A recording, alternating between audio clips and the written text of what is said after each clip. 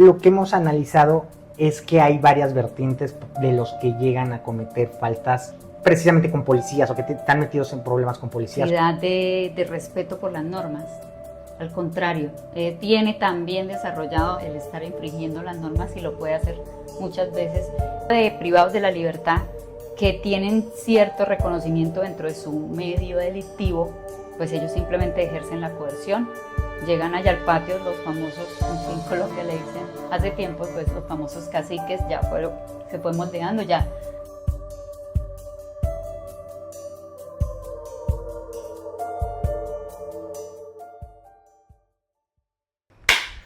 Hola amigos, ¿cómo están? Otra semana más de su programa Libres de Psicópata y seguimos aquí en Medellín disfrutando del calorcito y sigo aquí con nuestra amiga María Isa Almeida.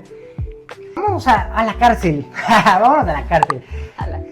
Lo que nos quedó pendiente, que muchos nos hacían preguntas de todas las manipulaciones que pudieran haber existido, que tú llegaste a ver, que decías, wow, esto cómo lo pudieron hacer, cómo se pudo ejecutar. Eso me preguntó mucho en el canal. ¿Qué tipo de manipulaciones tú viste en la cárcel, así de personas? Exacto, precisamente, bueno, al ingreso, empezar a estudiar la carrera dentro de la cárcel, pues igual uno sí veía muchos comportamientos, pero de pronto no tenía claridad de los tipos de manipulaciones. El tipo de manipulación básicamente es hablando, pues digo, para que nos entienda tu comunidad y mi comunidad. Exacto, sí, existe en el ambiente clínico dos tipos de, ¿cómo se puede decir?, de estructura narcisista, vamos a poner que es como el común denominador en este sentido. El que es vulnerable y el que es grandioso. Esos son los que se manejan en la clínica, hablando de una estructura psicopática, pero pegándole al narcisismo. Entonces, ¿cuál es el vulnerable? El vulnerable viene siendo esta persona que finge tener sensibilidad para hacerse la víctima de situaciones. Yo que te comento, bajo lo que dice el DSM-5, al menos lo que yo alcanzo a ver, sí existe el narcisismo vulnerable, sí es esa persona que podría ser un poquito más empática, pero hace manipulaciones desde la víctima, desde victimizarse. ¿Cuál es la otra parte? El narcisismo grandioso, que eso creo que es el que más tenemos todos claro, el que tenemos todos claro, que es el grandioso, el controlador o controladora, que es una persona que sí va a llegar logra, para poder alcanzar sus metas, sus cometidos, a coercionar a las personas, o sea, sí logra cometido, pero de una manera rígida, nunca mostrando la vulnerabilidad. Sí, no, es algo como que lo diferencia, ¿no?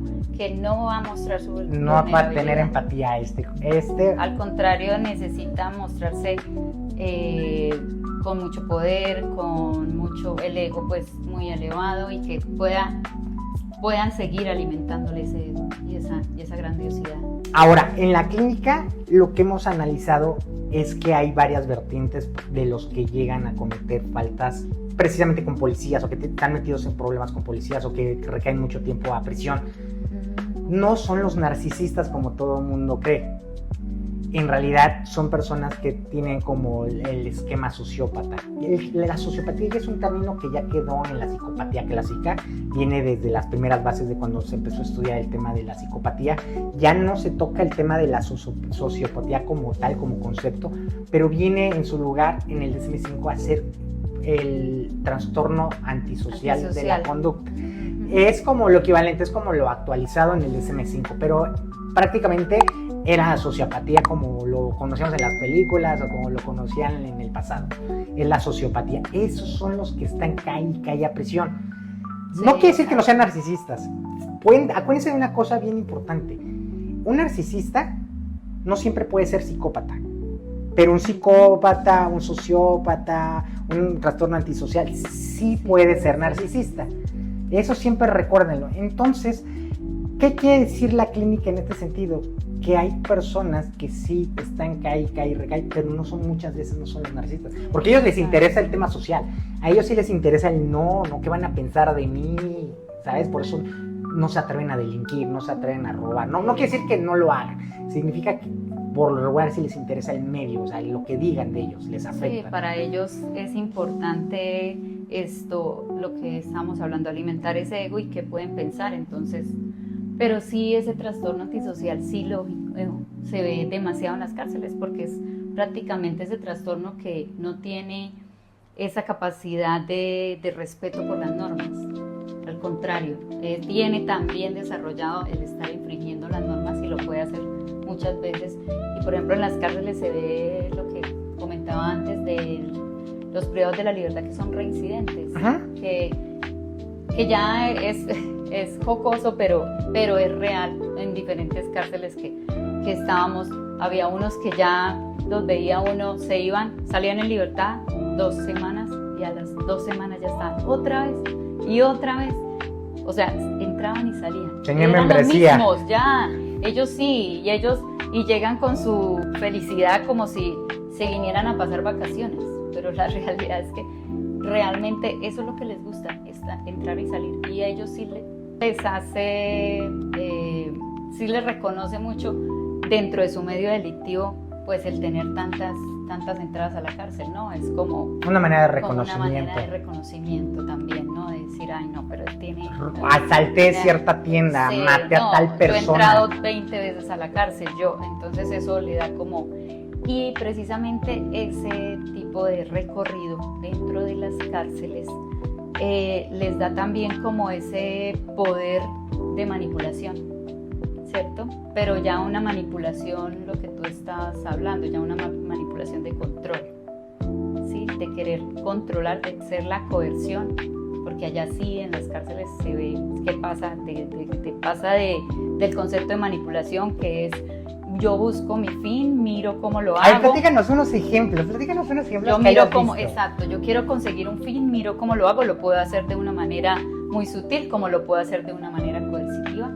Bueno, entonces desde la manera coercitiva, ¿cómo lo hace? El tipo de privados de la libertad que tienen cierto reconocimiento dentro de su medio delictivo, pues ellos simplemente ejercen la coerción, llegan allá al patio, los famosos, que en Colombia le dicen, hace tiempo, pues los famosos caciques se fue moldeando, ya coordinadores en algunos establecimientos, suena mejor, pero realmente ellos controlan y ejercen su poder y manipulan a todo un patio, prácticamente todo un patio.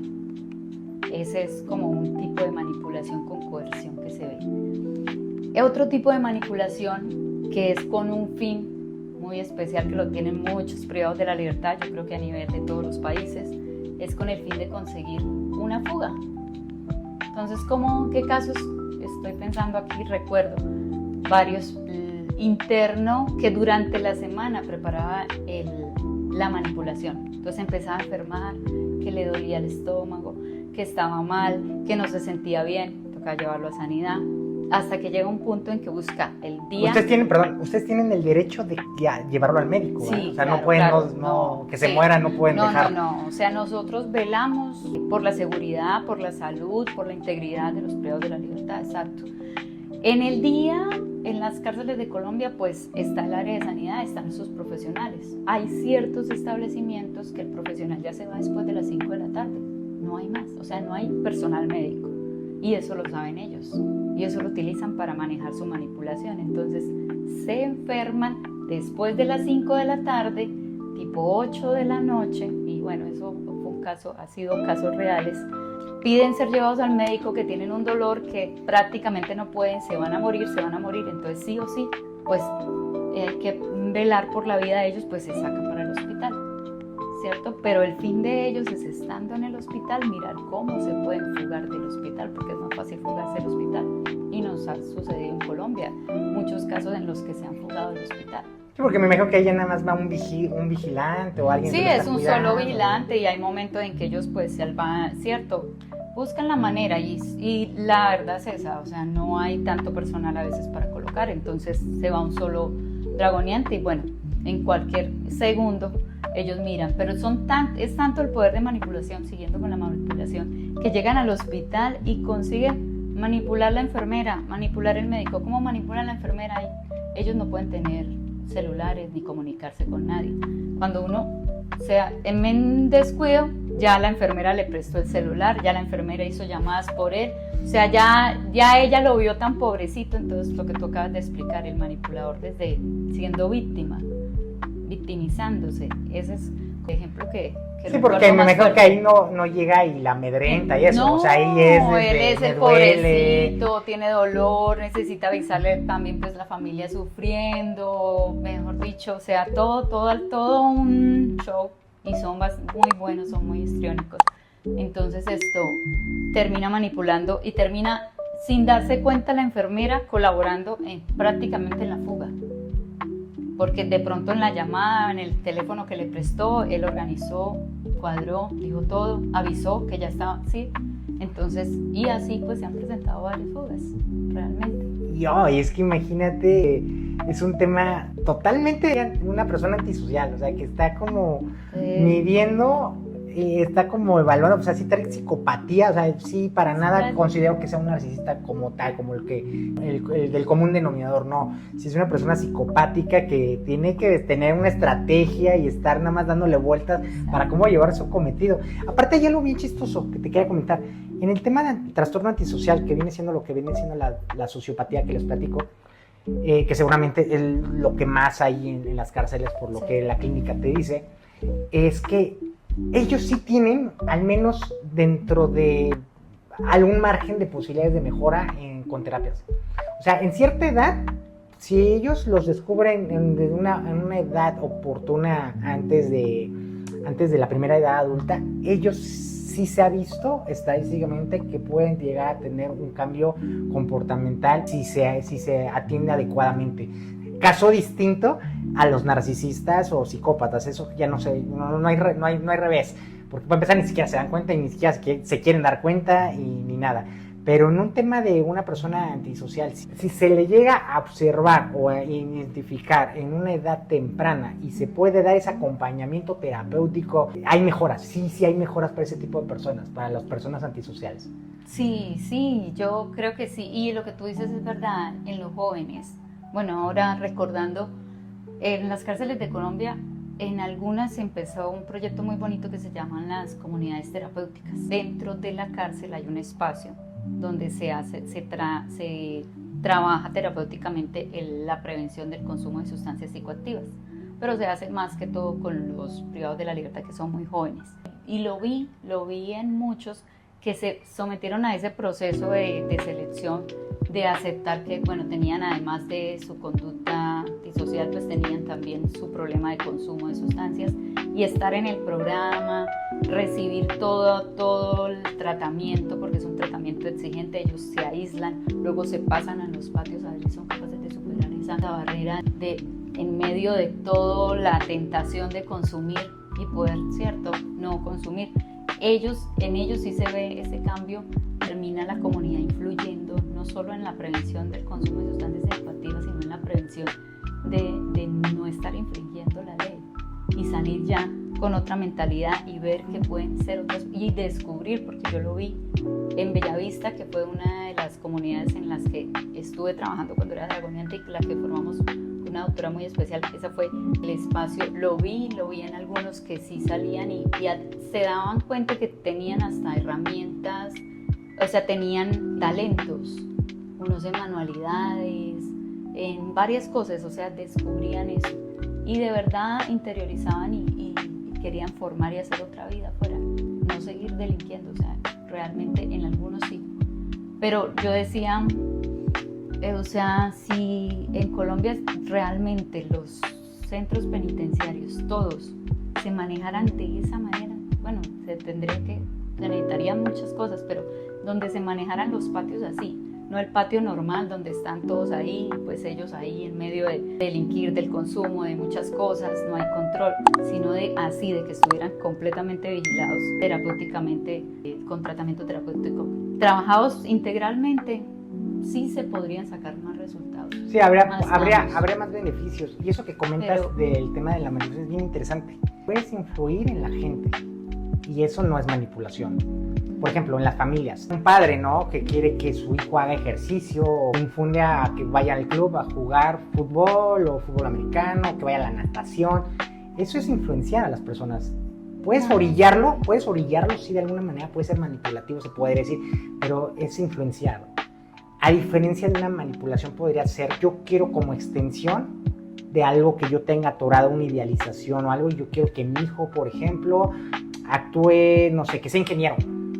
Pero él ni siquiera quiere ser ingeniero, ni le interesa, nada, pero es algo idealizado por mí. Siempre puedes influenciar en las personas de muchas maneras, pero eso ya cae en una manipulación, si te das cuenta, porque no es algo beneficioso para la persona. Y cuando hablamos ahorita que tú me preguntabas, ¿qué tipo de manipulación hay? Más bien yo te diría primero, ¿cómo podemos identificar una manipulación de una influencia que puede ser nada más una influencia positiva?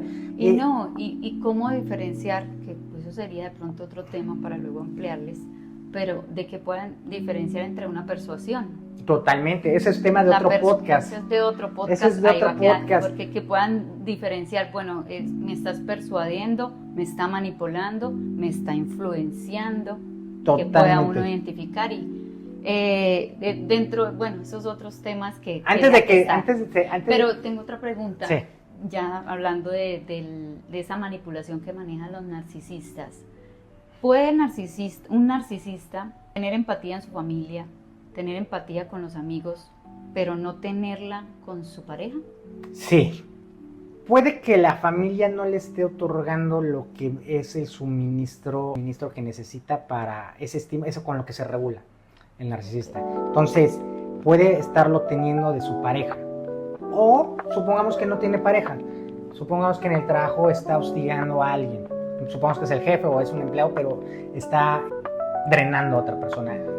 Sí, no necesariamente tiene que drenar o lastimar a todos por todos los que pasan. No. Porque acuérdate no necesariamente tiene ese comportamiento narcisista con todo lo que lo rodea. No se va a quemar porque le interesa mucho el que dirán. No se va a quemar en quedar mal con todos y menos a los de todos. No. Siempre lo va a hacer de una manera más privada. Va a ser de una manera más privada. Puede ser como por medio de la pareja o puede ser por medio como del trabajo. Si no tiene pareja puede estar absorbiendo a alguien en el trabajo o viceversa. Puede estar bien allá en esas áreas y puede estar drenando a alguien en la familia. O sea, se puede dar cualquier combinación, pero no siempre, o sea, no es necesario que esté en todos lados drenando a todo el mundo. Si ya está recibiendo un suministro de alguien, de su pareja o de un empleado con el que trabaja, ya no necesita, o sea, es por la forma que se regula, no necesariamente tiene que hacerlo con todo el mundo. Pero sí hay forma sí hay manera de que no sea con todos. Sí, no sé si de pronto de tu comunidad, mi comunidad tenían la misma inquietud, pero sí, uno... Es una pregunta muy importante y muy interesante. Dice, realmente son así en todos sus entornos, pero no, sí, lo que tú dices es muy cierto. En últimas es como ese fin de la manipulación, ¿no? De conseguir el fin para... Eso es lo que yo quiero cerrar, para que nos quedemos como comunidad y mi comunidad. Exacto. La manipulación, ¿qué es la manipulación? Todo aquello que quiere conseguir una persona, pero siempre con el fin propio. O sea, nada para el otro fin. Lo que yo te platicaba, por ejemplo, de yo quiero influenciar a mi hijo porque quiero que juegue fútbol. Independientemente, le estoy haciendo un bien o de alguna manera que desarrolle algo, pero de una manera que pueda elegir, de una manera que pueda hacer ejercicio, de una manera que puede ser incluso hasta opcional. Pero aparte va a ser un beneficio para él. Yo no gano ni pierdo. Cuando ya hablamos de manipulación es cuando algo voy a obtener yo, independientemente la otra persona, yo voy a obtener algo. O sea, por ejemplo, pues quiero que esté en tal deporte o quiero que cante, pero no me importa.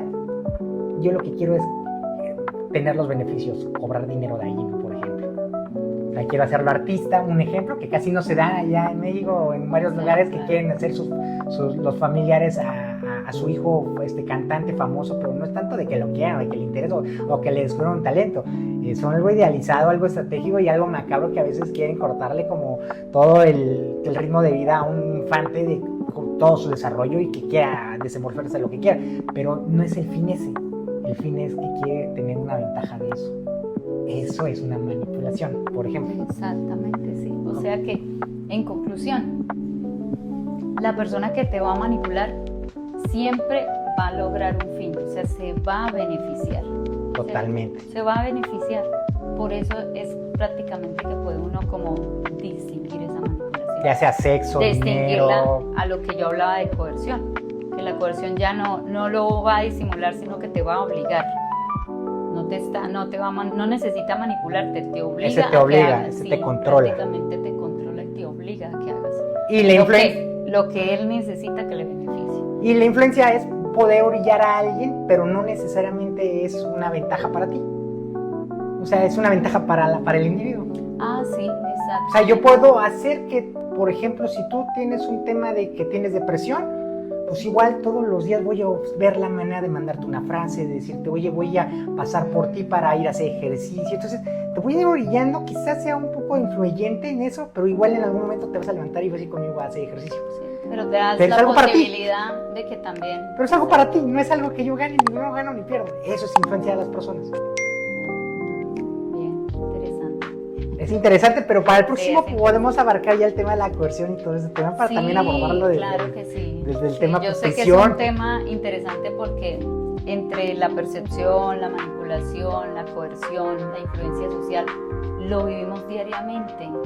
Y dentro de este tema de abuso, qué bien que nuestras comunidades tengan esas herramientas para decir, bueno, aquí ya no me está Voy a persuadiendo, distinguir. no me está dando la opción de yo elegir, o sea, muy disimuladamente me está manipulando y quiere cuál es el fin, ¿no? ¿Qué fin está buscando? Entonces puedan como identificar eso y poder poner un límite, porque pues lo importante es poner límites en esos casos. Totalmente es identificarlo y salir corriendo. Y huir. Sí, porque hay muchos pacientes que luego a mí me preguntan, hay mucha gente en mi comunidad que me dice, ¿y es que qué es? ¿Narcisista? ¿Es psicópata? Y yo le digo, ¿qué importa que sea? ¡Corre! Te está viendo la cara, te está manipulando, te está chantajeando, te está mintiendo, ya cumple con todas las características. ¿Qué importa lo que te diga yo? O lo que te diga, ¡corre! Y es así, o sea, el chiste es lo importante que es identificarlo. Es identificarlo y llevándolo metafóricamente a las cárceles, es quedarse en una prisión de encantamiento, diría yo, como en una prisión dorada, pero es una prisión, ¿cierto? Entonces ahí es donde tienen que identificar de pronto ese tipo de prisiones que a veces se ven muy bonitas, muy encantadoras, con otro color, pero la realidad es que es prisión, te tiene encerrada, te tiene atrapada, mentalmente bloqueada. Entonces, bueno, de ahí de pronto es donde se conjuga ahí el trabajo que está haciendo el colega y de pronto el trabajo Por que eso no estoy se haciendo. pierdan el próximo episodio para seguir escuchándonos, viéndonos y todo, ya sea en Spotify, YouTube, en su cuenta, en mi cuenta. Recuérdales ¿cómo estás en Mi Instagram? página en Instagram, psicoalmeida_. Tengo una frase que es mi frase pues célebre que dice: donde hay muros, hoy libero mentes. Entonces, si te sientes atrapado en una prisión, yo te puedo ayudar. Una Listo. prisión mental. Pues muchas gracias por seguirnos. Nos vemos la próxima semana. Tengan una semana libres de psicópatas. Saludos, amigos. Bendiciones.